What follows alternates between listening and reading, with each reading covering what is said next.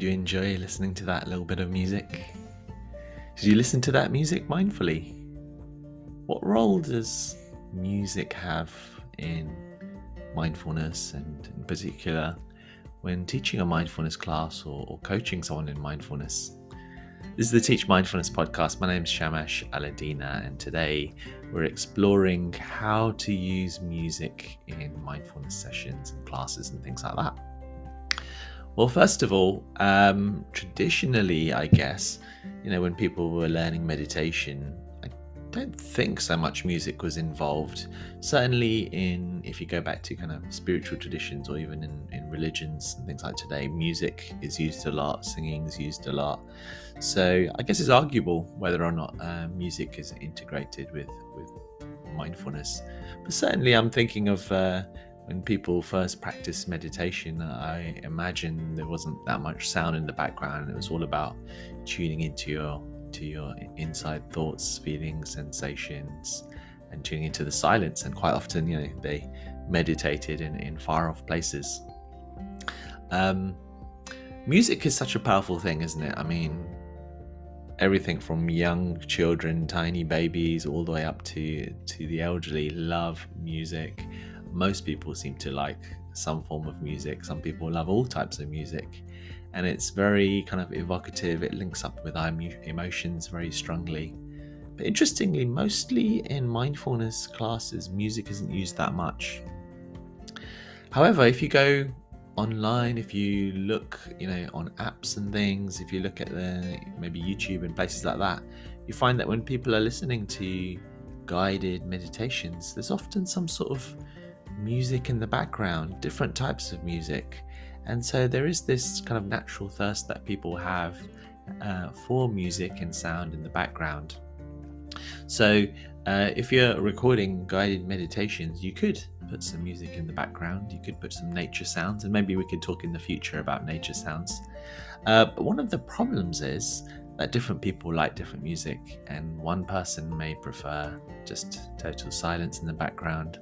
Another one may prefer a certain type of music and not another. So it becomes a little bit tricky if you've got one fixed group that you're teaching or a certain person you're teaching, unless you can get that feedback from them. If you just stick one certain type of music in, others may not like it. Having said that, there might be certain music that's many people like or has this universal quality to it, and people may enjoy it. So there's no hard and fast rules here. And although mostly in mindful classes it's silence, what I'm saying is that we could start to explore the idea of bringing music in. There's two ways to do it. So one of them is in the background in your guided meditation. But another way is to, and this is something that does work for everyone, is that you may explain something about mindfulness and then have a little section in your class where you play a piece of music, maybe for 5 minutes or 10 minutes, and you explain a little bit about mindful listening and about being non-judgmental and to really be in the moment and to stay with it and notice the thoughts and feelings and sensations and the reactions we have to the music. And then you play the piece of music and then you can discuss it afterwards. And it helps the class not just learn about mindful listening, but also how we so easily judge some sounds that we like and we don't like, and that's fine. But it's just what you're learning. That's what our mind does. It judges things, it categorizes things, and we do that not just for sounds and music, of course. We do it everywhere. So there's lots of potentials for things that you could learn with music. So don't feel that you have to just have silence all the time. There's something to be learned from all our different senses, including the sense of sound. You can be creative with it. And just like we talked about with poetry before, if your group is up for it, or you have someone who's a musician, maybe they could even play a bit of music in the session that you have with them one-to-one. For example, they could record something and you can listen to it together. You can experiment with different forms of music, and you can vary it. Sometimes, once in a while you may have some music in the background and other times not.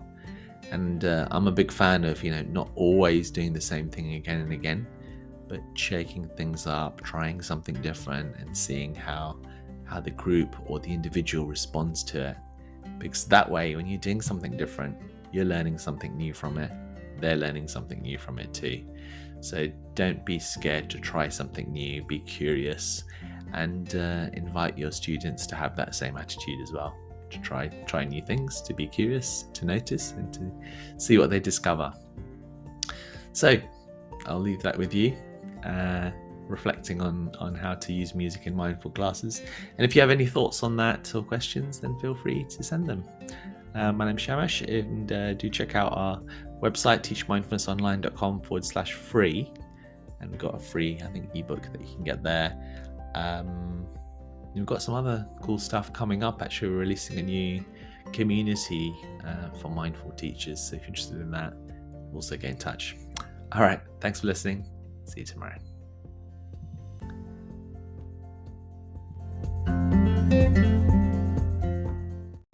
As a fun little experiment now, you get the opportunity to listen to the full track. It's called Glass Beads by Blue Dot Sessions. It's the music that you've been hearing in the background. Enjoy mindful listening and see how it goes.